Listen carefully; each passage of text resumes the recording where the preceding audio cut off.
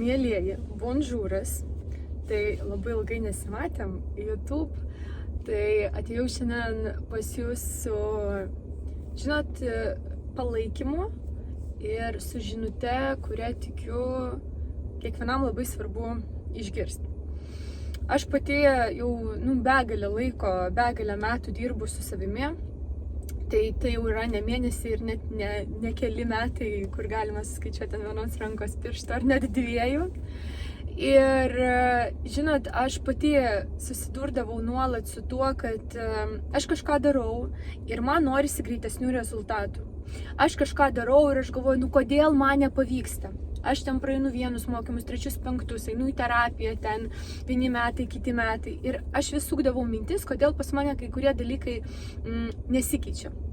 Ir, žinot, neseniai pas mane atėjo tam tikri labai gilūs suvokimai, kur, žinot, atrodo, kad galvoj, žinot, kažkoks toks šrubikas, nežinau, kaip čia lietuviškai pasakyti, kažkoks varžtelis pasisuko į kitą pusę.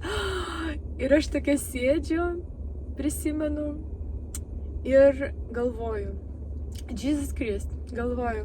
Tai realiai visas tas kelias, kurį aš ėjau, dirbant su šita tema tam tikra, jisai buvo reikalingas.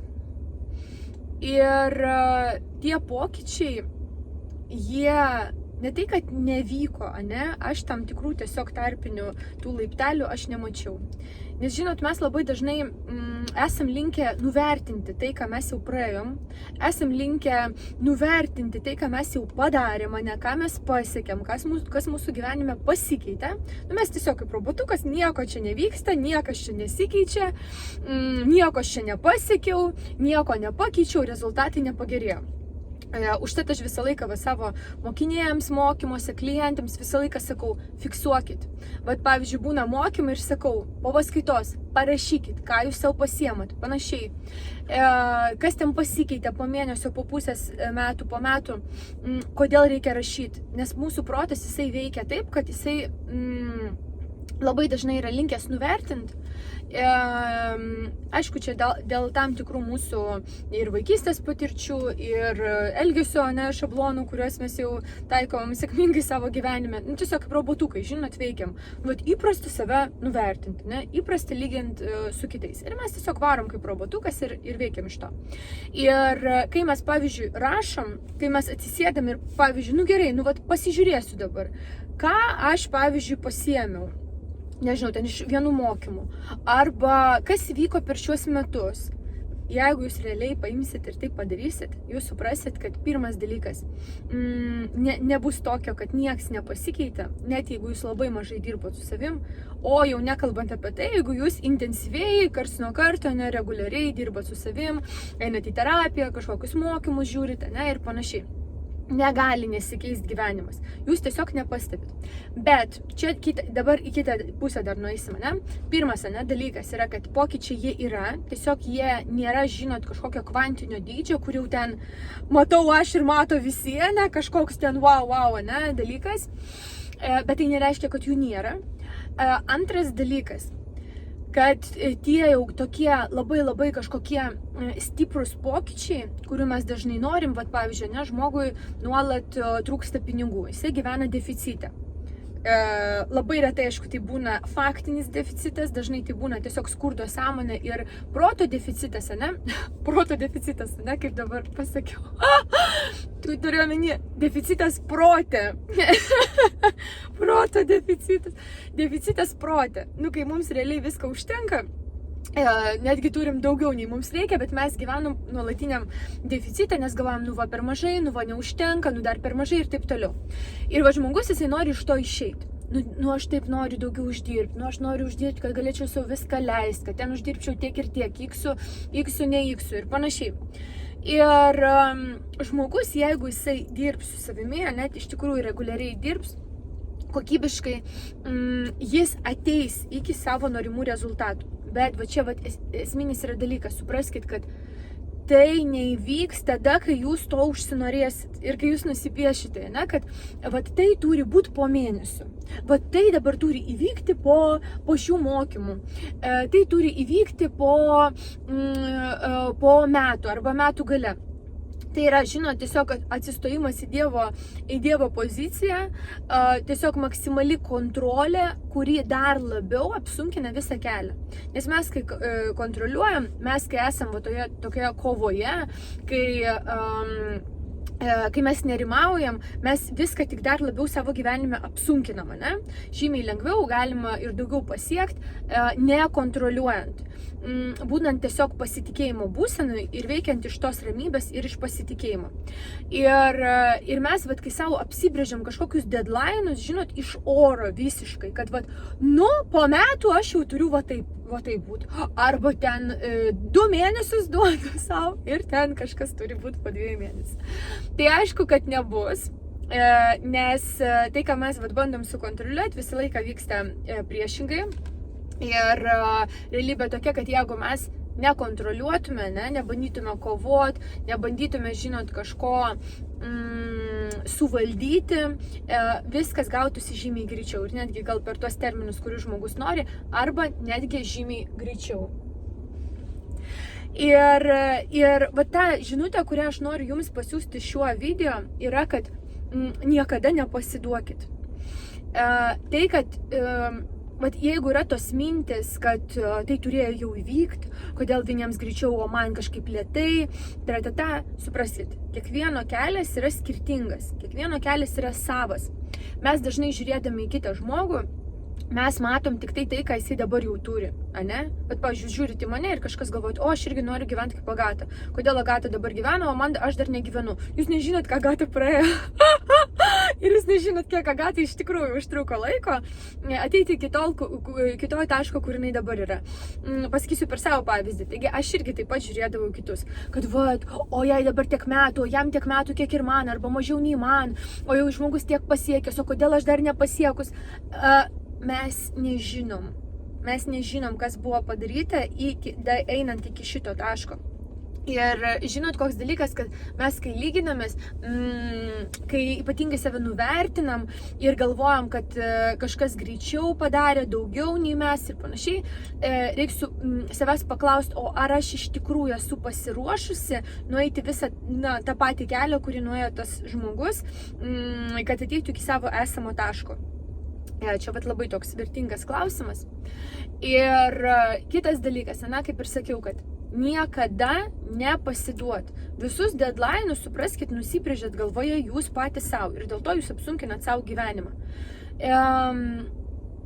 Žymiai lengviau ir psichiškai paprasčiau yra eiti step by step. Kai mes norim, žinot, esu dabar čia ir noriu iškart 10x po mėnesio, jūs supraskit, kad visą tą pokytį psichika jinai turės praeiti. Ir jeigu dabar to nėra, nėra ten tų x-ų piniguose, santykiuose kažkokių dalykų, savirealizacijai, dar kažkokie klausimai, tikslai, tai reiškia, kad dar psichika jinai nėra pasiruošus. Reikia dirbti su savo mąstymu, su savo programom, su savo psichika, ją transformuoti ir išoriniai faktoriai, jie tiesiog pasitemps. Tai, kas yra mūsų išoriai, yra tiesiog atspindys to, kas mūsų yra viduje. Jeigu nėra tam tikrų norimų paveiksliukų, tai yra tai, kad dar mes viduje nesam tam pasiruošę. Psichika dar nėra tam pasiruošusi, ne? Mes energetiškai dar nesam tiek prasiplėtę. Ir, aišku, dar savo viso to mes neleidome. Tai tokia žinutė jums, tikėkit, kad jūs visada ateisit iki to, kur jūs norit būti. Nepasiduokit. Tegul jūsų nenumuša nuo kelio kažkokios nesėkmės. Nesėkmės yra ne kas kita, kaip tiesiog patikrinimas, kiek tu iš tikrųjų to nori. Baimės irgi jos nėra rodiklis, kad kažkur jums nereikia eiti. Baimės jos irgi yra patikrinimas, kiek tu iš tikrųjų esi pasiruošęs įdėti ir peržengti per save, per kažkokias savo baimės, tam, kad tu išaugtum. Tuoj, sekundėlę. Parašykit, kas irgi heitinat šitas visus dalykus. Aš žiūrėjau kažkokį video apie Muską ir ten pasakojo, kad Maskas į baimės jisai žiūri visai kitaip nei dauguma žmonių. O dauguma žmonių bijau, neinu, ane, bijau, išsigandau, viskas, pabėgau ir man į tai nereikia žiūrėti ir ten eiti. Ir ten pasako, sako Maskas, jisai visai kitaip žiūri, nes jam baimė yra švyturys, kur reikia eiti. Vat jam ne tai, kad jį tai atstumia, o jisai būtent į tai žiūri kaip į švyturiuką, kad aš čia turiu eiti, nes čia aš paaugsiu. Ir tai yra tiesa, nes augimo zona, jinai yra už baimės zonos. Mes negalime išaugti, kol mes neeiname į ten, kur mums baisu. Tai va čia irgi su visom nesėkmėm, su visom baimėm ir panašiai. Nepasiduokite. Supraskite, kad tam, kad pasiekti kažkokių didesnių rezultatų, stipriai didesnių nei jūs esate dabar, nei turi dabar, tam reikės tiesiog įdirbti.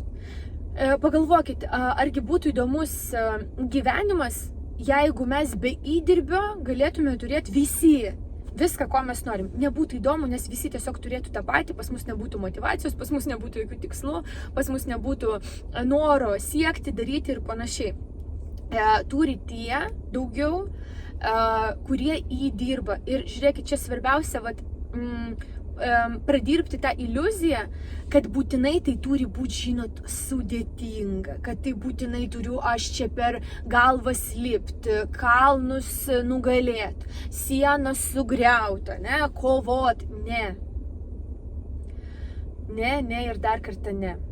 Viskas yra požiūrio klausimas. Vieną ir tą patį veiksmą vienas žmogus gali daryti labai paprastai su lengvumu ir džiaugsmu, kitas žmogus gali tai daryti ten kovodamas, sudėtingai, jam tai gali labai sunkiai gautis ir panašiai. Darimas darimui yra nelygus, bet suprast, kad įdirbti reikės, faktas, bet veiksmai jie nėra pagrindinis dalykas, kuris lemia mūsų rezultatus. Pagrindas yra mūsų mąstymas, mūsų būsena, mūsų mintis ir tik plus veiksmai. Veiksmai jie tiesiog padaugina tai, iš kokios būsenos mes einam. Jeigu būsena jinai bus mūsų negatyvi, mintis negatyvios, veiksmai jie nepadarys stebuklo. Jie tiesiog padaugins tai, iš kokia energija yra, kokia būsena ir kokios mintis. Ir atvirkščiai, tas pats veiksmas, padarytas iš tinkamos būsenos, iš pozityvios būsenos, jisai atneš ten, kosminius rezultatus. Tai mielieji, tokia žinutė jums šiandien. Nepasiduokit, supraskit, kad kiekvienas jūsų šiandieninis, kasdieninis veiksmas, jisai veda jūs kažkur. Tai jeigu jūs tiesiog kiekvieną dieną, žinot, kaip robotukai, bet sąmoningai, veiksit link savo norų, link savo svajonių, link savo tikslų, jums viskas pavyks. Neįmanoma, supraskit, neįmanoma, kad nepavyktų. Tai jeigu jūs veiksit, tiesiog nesitikėkit, kad dabar padariau vieną praktiką ir man čia turi apsiversti pasaulis. Jūs tiesiog tada mulkins ir vedžios kaip marionetės už siūlų, visokie skemeriai, apgavikai ir taip toliau. Žinot, kurie pardavinėja stebuklingas piliulės, kad ateik ir dabar čia padarysi vieną stebuklingą čakrų pravalymą ir tau gyvenimas pasikeis. Nepasikeis gyvenimas nuo vieno čakrų pravalymą. Aš nežinau, tokia nėra dalyka, gal čakrų pravalymas. Suprantate, apie ką kalbu. Ir jeigu kažkam ir suveiks kažkoks čakrų pravalymas, tai ne dėl to, kad ten tas čakrų pravalymas buvo kažkoks stebuklingas ir veiksmingas, o tiesiog, kad žmogus jisai galbūt 10 metų dirbo ties tema kažkur ir jam tas čakros jau pramušė, žinai. Žinot, supraskit, kad viskas reikalauja įdirbio, realiai kuo kažkoks klausimas turi daugiau ten traumų, kuo daugiau metų jūs gyvenat kažkokioj, pavyzdžiui, negatyvioje ar destruktyvioje programoje, tuo daugiau laiko reikės realiai tai pakeisti. Bet kiek energijos buvo įdėta į kažkokį negatyvą, tiek mums energijos reikės įdėti į kitą, į priešingą, arba kitą norimą pozityvų dalyką, kad tai transformuotųsi.